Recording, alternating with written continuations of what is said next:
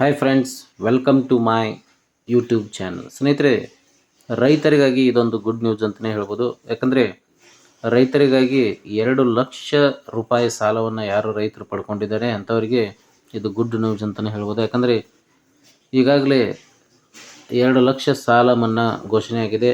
ಅದು ಕೂಡ 31,000 ಕೋಟಿ ರೂಪಾಯಿ ಅನುದಾನ ಬಿಡುಗಡೆಯಾಗಿದೆ. ಹಾಗಾದರೆ ಏನಿದು ಮಾಹಿತಿ, ರೈತರಿಗೆ ಸಂಬಂಧಪಟ್ಟಂಥ ಮಾಹಿತಿ ಯಾವುದಿದು ಅನ್ನೋದನ್ನು ನೀವು ತಿಳ್ಕೊಬೇಕು ಅಂತಂದರೆ ಸ್ನೇಹಿತರೆ, ನೀವು ಏನಾದರೂ ಈ ಒಂದು ಚಾನಲನ್ನು ಫಸ್ಟ್ ಟೈಮ್ ನೋಡ್ತಿದ್ರೆ ದಯವಿಟ್ಟು ಸಬ್ಸ್ಕ್ರೈಬ್ ಮಾಡಿ ಮತ್ತು ಪಕ್ಕದಲ್ಲಿರ್ತಕ್ಕಂತಹ ಬೆಲ್ ಬಟನನ್ನು ಪ್ರೆಸ್ ಮಾಡೋದನ್ನು ಮರಿಬೇಡಿ.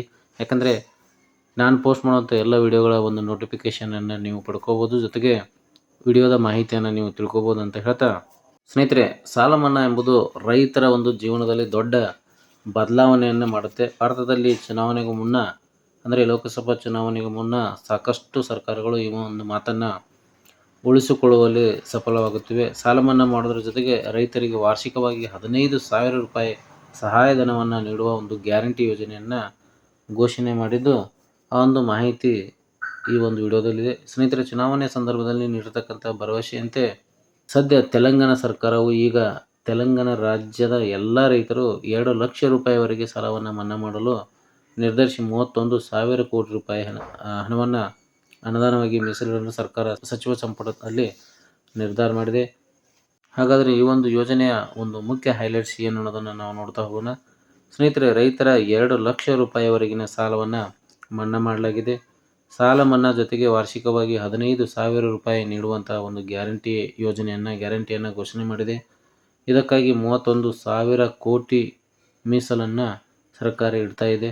1 ತಿಂಗಳ ಒಳಗಾಗಿ ಈ ಒಂದು ಪ್ರಕ್ರಿಯೆ ಪೂರ್ಣಗೊಳ್ತಾ ಇದೆ.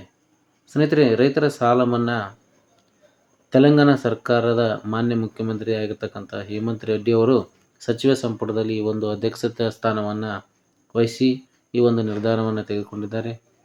ತೆಲಂಗಾಣ ರಾಜ್ಯದ ರೈತರು ಡಿಸೆಂಬರ್ 12, 2018 ಒಂದು ಅವಧಿಯಿಂದ ಡಿಸೆಂಬರ್ 9, 2023 ಅವಧಿಯಲ್ಲಿ ಪಡೆದಿರ್ತಕ್ಕಂತಹ ಸಾಲವನ್ನು 2 ಲಕ್ಷ ರೂಪಾಯಿವರೆಗಿನ ಸಾಲವನ್ನು ಮನ್ನಾ ಮಾಡಲು ಸಚಿವ ಸಂಪುಟ ಒಪ್ಪಿಗೆ ನೀಡಿದೆ.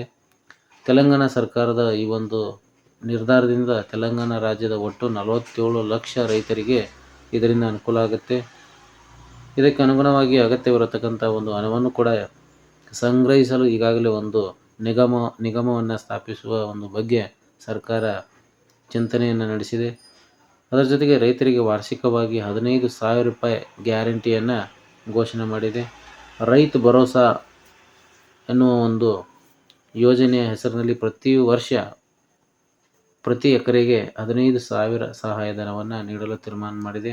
ಈ ಸರ್ಕಾರವು ತೆಲಂಗಾಣ ರಾಜ್ಯದಲ್ಲಿ ಅಧಿಕಾರಕ್ಕೆ ಬಂದ ಸುಮಾರು 5 ತಿಂಗಳ ನಂತರ ತಾವು ನೀಡತಕ್ಕಂಥ ಭರವಸೆಯನ್ನು ಈಡೇರಿಸಲು ಈಗ ಮುಂದಾಗಿದೆ. ಸ್ನೇಹಿತರೆ, ಇದು ತೆಲಂಗಾಣ ರಾಜ್ಯದಲ್ಲಿ ಬೆಳೆ ಸಾಲ ಮನ್ನಾ ಜಾರಿಗೆ ಬಂದ ಒಂದು ಮಾಹಿತಿ. ಆದರೆ ಕರ್ನಾಟಕ ರಾಜ್ಯದಲ್ಲಿ ಇನ್ನೂ ಕೂಡ ಯಾವುದೇ ಒಂದು ಸಾಲ ಮನ್ನಾದ ಬಗ್ಗೆ ಮಾಹಿತಿ ಬಂದಿಲ್ಲ. ಆದರೆ ಈ ಒಂದು ತೆಲಂಗಾಣ ರಾಜ್ಯದಲ್ಲಿ ಸಾಲ ಮನ್ನಾ ಆಗಿದೆ ಅನ್ನೋ ಒಂದು ಸುದ್ದಿ ಎಲ್ಲೆಡೆ ಹಬ್ತಾ ಇದೆ. ಈ ಹಿನ್ನೆಲೆಯಲ್ಲಿ ಕರ್ನಾಟಕ ರಾಜ್ಯದಲ್ಲಿ ಕೂಡ ವಿವಿಧ ರೈತ ಸಂಘಟನೆಗಳಿಂದ ಸಾಲ ಮನ್ನಾ ಮಾಡಬೇಕು ಕರ್ನಾಟಕದಲ್ಲಿ ಅನ್ನೋ ಒಂದು ಕೂಗು ಕೇಳಿ ಬರ್ತಾ ಇದೆ. ಆದರೆ ಇದು ಕೂಡ ಮುಂದಿನ ದಿನಗಳಲ್ಲಿ ರೈತರ ಸಾಲ ಮನ್ನಾ ಆಗುವಂಥ ಚಾನ್ಸಸ್ ಜಾಸ್ತಿ ಇದೆ. ಹಾಗಾಗಿ ಈ ಮಾಹಿತಿ ಸ್ನೇಹಿತರೆ ರೈತರ ಸಾಲ ಮನ್ನಾ ಸಂಬಂಧಪಟ್ಟಂಥ ಒಂದು ಮಾಹಿತಿಯಾಗಿದೆ. ಇದೇ ರೀತಿಯ ಹೊಸ ಮಾಹಿತಿಯನ್ನು, ಅದರಲ್ಲೂ ಕೂಡ ಸರ್ಕಾರದ ಒಂದು ಯೋಜನೆಯ ಮಾಹಿತಿಯನ್ನು ನೀವು ಪಡ್ಕೋಬೇಕು ಅಂತಂದರೆ ದಯವಿಟ್ಟು ನಮ್ಮ ಚಾನಲನ್ನು ಸಬ್ಸ್ಕ್ರೈಬ್ ಮಾಡಿ. ಮತ್ತೆ ಮುಂದಿನ ವಿಡಿಯೋದಲ್ಲಿ ಹೊಸ ಮಾಹಿತಿಯೊಂದಿಗೆ ಭೇಟಿಯಾಗೋಣ. ಅಲ್ಲಿಯವರೆಗೆ ಎಲ್ಲರಿಗೂ ಧನ್ಯವಾದಗಳು.